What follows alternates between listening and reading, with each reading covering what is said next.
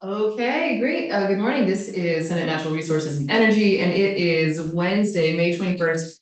And we are starting this morning by looking at some language that is potentially going to be added to a bill in finance, as I understand it, about the heavy cut rule. And we have Commissioner Fitzko with us. Welcome. Yes, thank you. Good morning. For the record, Danielle Fitzko. I'm the Commissioner for Parks and Recreation. Appreciate your time this morning. I'm here because we are seeking an amendment to H 488, which is the miscellaneous agricultural subject bill, which is in Senate Finance. We think it and hope you'll see it too is a simple administrative fix. Basically, we'd like to publish the heavy cut rule, which was established in 1997. Can I just, Sorry, go ahead. did you say 488? 484. Okay, got it. Okay, just want to make sure I get the right thing. Yep. Okay, thank you. I testified in Senate Finance on Friday, because that's what the bill is right now. And wisely, Senator Hardy said you should check in with your committee's jurisdiction. So that's what we're doing, to share with you and see if you have any questions and hopefully seek your support. We did meet with House Resiliency and Forestry yesterday, Chair Durfee, and he did want me to share that he does offer their support as well. So for some background on why we need this administrative fix, we have the heavy cut law that was enacted in 1997. And as part of that, the department was needed to establish rules. And basically the rules were it's the permit itself and some guidelines. And when we did that, it's a really robust process. The legislature came back and actually made that rule permanent by operation of law back in 1997. And that rule we've been using since 1997. We still believe it serves us well right now and don't see a need for amendment.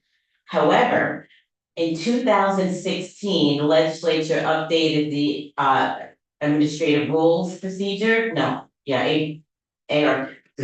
Yeah, thank you. For some reason I made another cup of coffee this morning. Me too. And as part of that, they said if rules weren't published in the Code of Rules by July 1 of 2018, they would be repealed. We did not know about this at all. When we found out about it, we reached out to the chair of LCAR, Representative Squirrel, and he suggested we work with Ledge Council to find a legislative fix. So the language you have in front of you is worked on with Ledge Council, and our goal is to actually publish that rule that has been still in use since 1997, working fine for us right now. That's sort of the ask. I'm happy to answer any questions if you have any questions on the heavy cut law or rule. Go ahead. Well, I mean, sometime it'd be interesting to get into that, but not now. Yeah. I don't think all of this work. I think we're just codifying what was always the intent Yes. and fell through the cracks. Through the problem, and validating what you've done and we've done. And my understanding is that this is not controversial. We have letters of support about this from the lobbyists from the logging industry as well as the wood products industry. So that was very helpful. If they're listening, thank you. Just confirming for me that it's not controversial. So I'm fine with this. Yeah, anything else? I'm good. Okay, great. Okay, super. So I will relay to Senate Finance that, or actually this Senator Beck, you're on finance.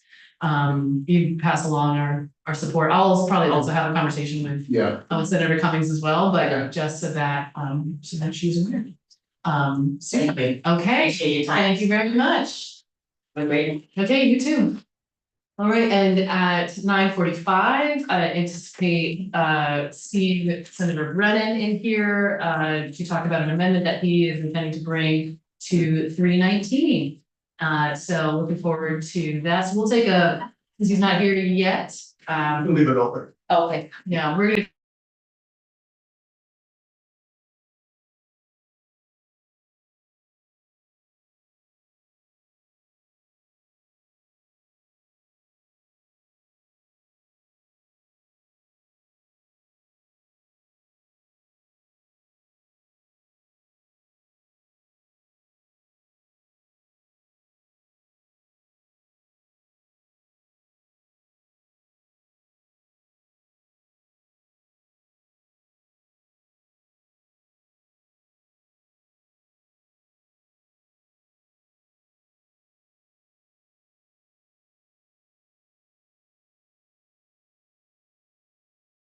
Okay,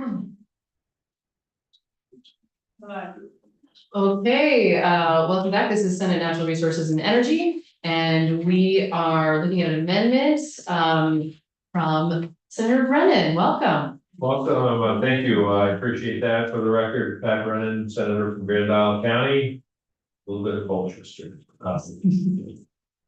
Basically here today to talk about an amendment I have for H 319 that I'm sure you've been talking about for quite some time now. In a nutshell, what it does is in class 2 wetlands, tier 1A and 1B, it reduces the buffer. It does two things. It reduces the buffer zone from 50 feet in areas in those zones, primarily industrial parks, designated growth centers, concentrated areas like that, from 50 feet to 25 feet.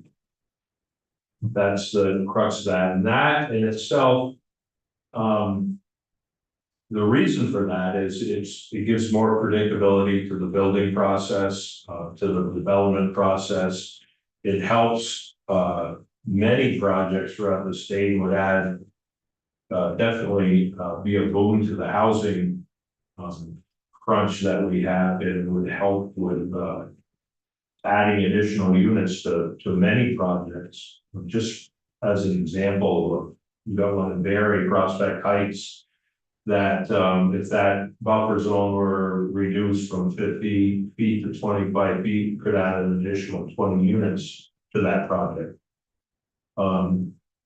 Couple in Plainfield that basically the same benefits would it would result in benefits of pretty much the same, more predictable process for permitting and so forth. Failures got a project on the Elks Club property that'll help. I don't know why I'm quoting these three projects, but you know, they might ring a bell with the chair. The second part of the amendment is to reduce the mitigation requirements from 2 to 1 in those areas only. Industrial parks, designated growth centers, from 2 to 1 mitigation to 1 to 1. And normally that would sound like it wouldn't be a good idea, but just a couple of facts on gains in wetlands last year. I think we had a gain of 235 acres of wetlands from the previous year and a net loss of 1 acre due to development. So I could go on, but that's the gist of the bill. It's about housing, it's about affordability. It's all the things we're looking for up here in Montpelier this year, it seems. Not all, but a large part of it. And I think this will go a long way to help us get to where we have to be in finding housing, affordable housing. I have some Happy to answer questions. questions. Thank you.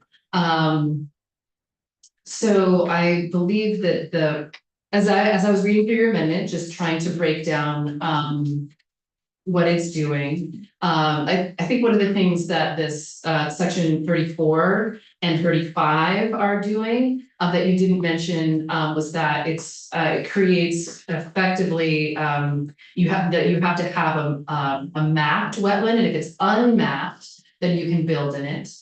Which is separate from the 25 feet thing that you were mentioning. So there's a 25 feet buffer change in here as well. And then there's also the net gain change that you mentioned, but I just want to be clear that sections, my understanding, correct me if I'm wrong, but my understanding is that section 34 and 35 are about pre-mapped wetlands. Is that ringing a bell? They are about pre-mapped wetlands and also wetlands that the secretary would have a say over. Okay, so one question that in looking through this that I was not super clear about, it's on page 3 of the amendment. This is line 1, you strike out this reference to the panel, meaning the water resource panel for the Agency of Natural Resources. I was not clear as to why you're doing that.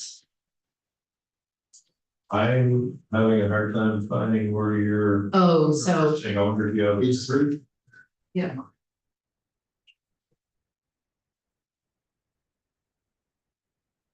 Oh, States curious. are looking at the same thing. For what it's worth, That's it's number one. one of the last pieces of section 34. Yeah, I think this is like, this is different. This is what Michael Grady sent to us. Well, oh, I see, yeah, it's located in a different area. Yeah, that, At the bottom of my page. sure, no. Okay, So it's number 10 about the panel, the definition of a panel. And I was not sure why you wanted to strike out the, that reference to the panel. I think I'm gonna offer my take on it, but we might have someone in the room that can correct me. I think it's because the secretary would be taking over responsibility Oh. for that. I can get confirmed 30, but it might be a combination of that and the math aspect and the decisions the panel board committee. You can get it by yourself. Yeah, Sorry, Charles Martin, Deputy Secretary, Agency of Resources. I will get you an answer maybe in the next 3 minutes. amazing. Okay, well, that tracks with what the rest of it's doing. So thank you. That's helpful. Okay. I think, well, actually, one other question, which is about section 38, which is about reports. Could you tell me about what this what the changes to this report are doing? Or why we need them?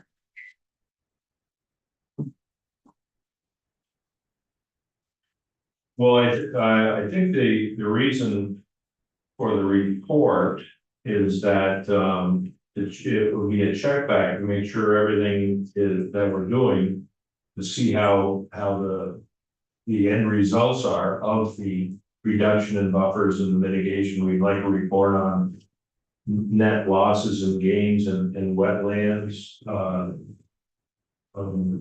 on a yearly basis, and I think that's basically, it provides an estimate of gains and losses, basically. And we like to hear that and make sure that the program is working as it should. It also would involve a report on floodplain restoration projects that are going on and dam removals and so forth, and give everybody a pretty good read on what to expect or what we're doing to mitigate flood damage. Like it.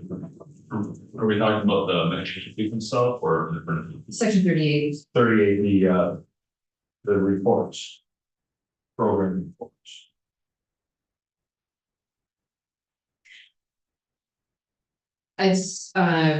I'm interested in the reference to wetlands rules subsection 9.5 B and C.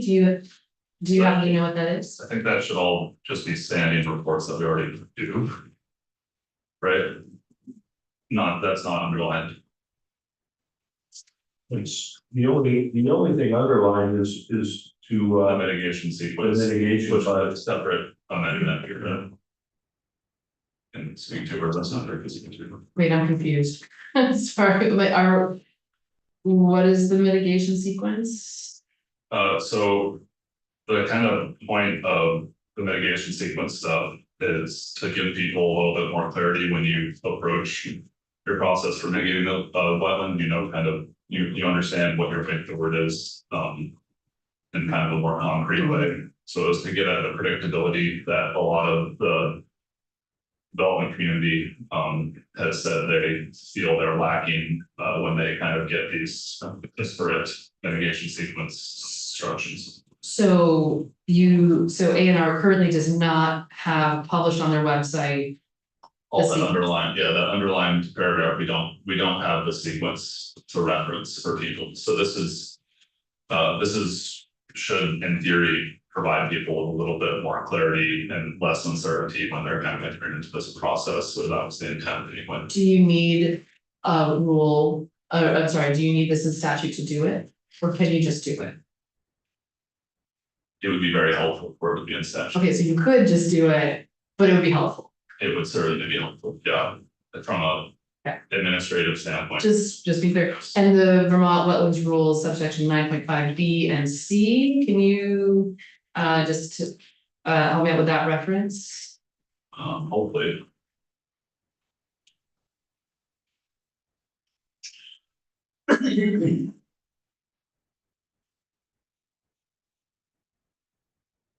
While he's doing that, I also think the report adds to, he alluded to it a little bit, it adds to the predictability of a project, hence the affordability of a project, hence the 4 units. Cheaper units. Do you just want a copy of those, or do you No, well, can you just tell me, existing constructed features they refer to, and so 9.5 B and C is existing constructed features?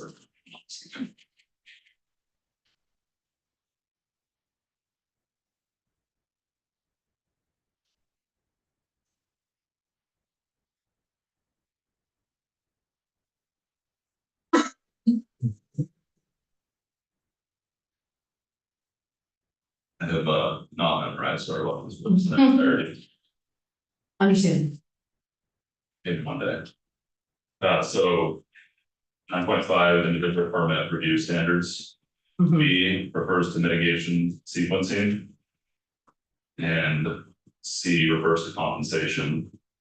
And I can send, if you want just a link to those rules for reference for the committee. That would be great. Thank you. Send those to you. Should- I have more questions, but do you have others?